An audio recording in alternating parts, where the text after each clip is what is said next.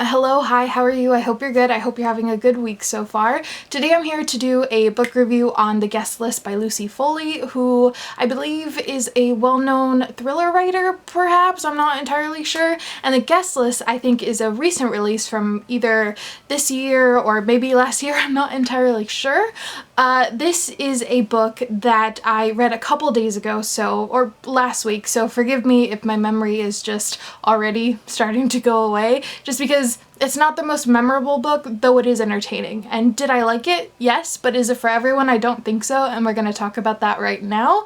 The Guest List is a thriller story that takes place on an island. A wedding is taking place on this island, and a person is murdered on this island, and you basically have to figure out who killed this person. It's interesting. The setup of the story is very interesting because it's told in dual timelines. One is following the characters as they arrive to the island and, you know, the time up to the wedding, and then the other timeline is the murder itself when it actually happens of the day of the wedding, and they're trying to like put the pieces together, who died, who killed them, blah blah blah blah. So I liked that aspect, and I also like the aspect that the story is told in so many different point of views. There is a huge cast of characters, which is always fun because it's very Agatha Christie in that style, the whodunit, and so that was really interesting getting to, I mean, it's always fun to read that sort of thing. I don't get tired of that cliche or trope in a book.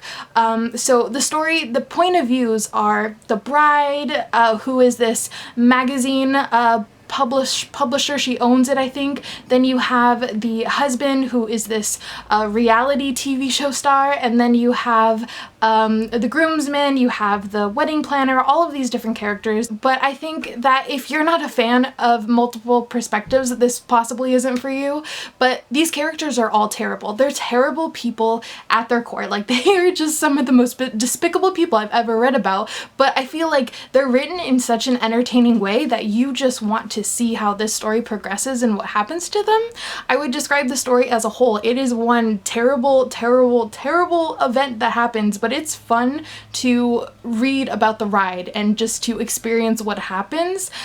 So for that alone, I think if you're someone that is looking for a story that's just pure entertainment, a story that's bonkers, that doesn't really make sense. Why are these characters doing these things? Why are they the way that they are? Why are they such scumbags? I mean, some of these characters are just terrible.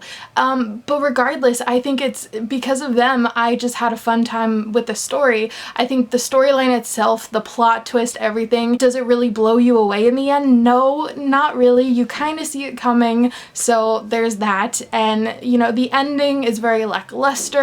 It's nothing to just get excited about, but at the end of the day, it is very entertaining, and I liked it. So I don't know what to tell you with that. You know, some people are gonna love it, some people are gonna hate it. You really need to know what you're getting into when you read this, because it's not gonna be for everyone. Don't go into this thinking it's gonna be super gripping and thrilling. You're gonna be on the edge of your seat. You can't wait to see who's behind all of this. It's so intricate and plotted out so well. It's not. It's just a story about really terrible characters, and you just get to see everything unfold, and you get to follow them, and you don't really care if they live or they die, and it's a fun experience getting to see what happens to them.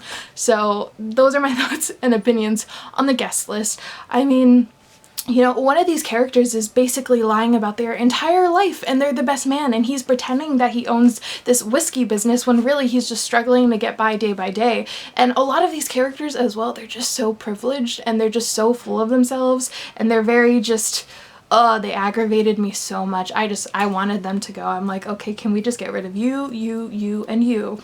So yeah, that's The Guest List. The writing's okay, I guess. It's whatever. I mean, the story isn't anything new. It's not new. It's not grand. It's not great. It's very subpar. If you want something entertaining that you can read in an afternoon, maybe read it, but is it worth it? Should you buy it?